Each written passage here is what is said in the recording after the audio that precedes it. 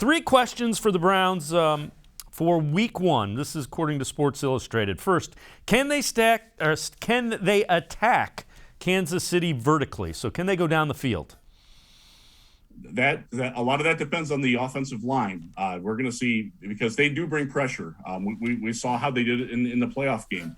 And I thought the line did okay then, but you've got to be able to give Baker time to survey that field and find the proper matchup. This is where Odell comes in. This is where Donovan Peoples-Jones. This is where Anthony Schwartz and his speed, if he's able to answer the bell, can go. That's the principle behind the whole offense, is to set up that play action with Chubb and Hunt, being able to hold the linebackers and make that safety draw up and cheat for just a second to free the downfield routes. Then it's on the offensive line to hold up and give Baker time to have that, that extra quarter to half of a second to get that receiver free, because the cornerbacks are vulnerable. And if they don't have Tyrann Mathieu patrolling the middle, they're very vulnerable deep. So I like that idea, but that's going to be, that's on Jack Conklin, Wyatt Teller, and the offensive line to give Baker enough time to attack it, because they do have the ability to do it. Another one, how does the pass defense hold up? And this one's going to be critical, obviously. Anytime you're facing Patrick Mahomes, that's a key. I think the key is not to get burned more than once.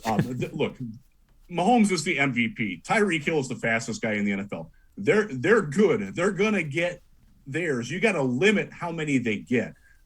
Giving up, one or two big plays, you can probably withstand it, because I do think that the Browns offense can match that.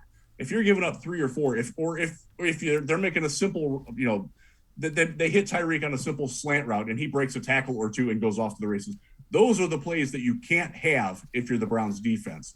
And again, with Grant Delpit being, new to the lineup and, questionable, possibly, playing limited, there's some worry about that for sure. I mean, the Chiefs have made it to 2 straight Super Bowls for a reason. They're really good on offense. This is a very stern test for a remade Browns defense right out of the bat. And I expect them to give up a couple of mistakes, but I am very hopeful that they will be able to limit that and not just have, it won't be like what we saw last night where Tom Brady and Dak Prescott were just throwing at will down the field. You can't have that if you're Cleveland. You got to be able to get some stops. Yeah, and the final one of these 3, can the Browns consistently play winning football? To me, that means don't turn the ball over and don't, short circuit your drives offensively with penalties. Exactly. No penalties is huge, because that's when the Chiefs dial up the pressure on defense. That's when they're really good. You can't be at 3rd and 12. You can't be at 2nd and 17. You got to avoid those negative type of situations. You can do that by controlling the game on the ground. You can't put the ball on the ground if you're Chubb or Hunt. They're pretty good about that. Defensively, no deep pass interference calls. That's very tough to do on the road against Patrick Mahomes.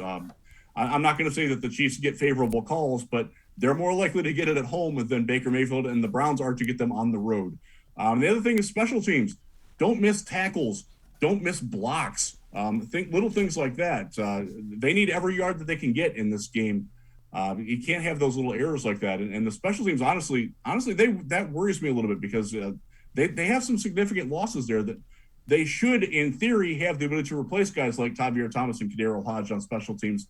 We kind of need to see that. So that's one of the things that worries me when they're talking about winning football. Doing the little things on special teams is part of that, and that's one of the variables that I don't think we can account for yet, and we'll see on Sunday.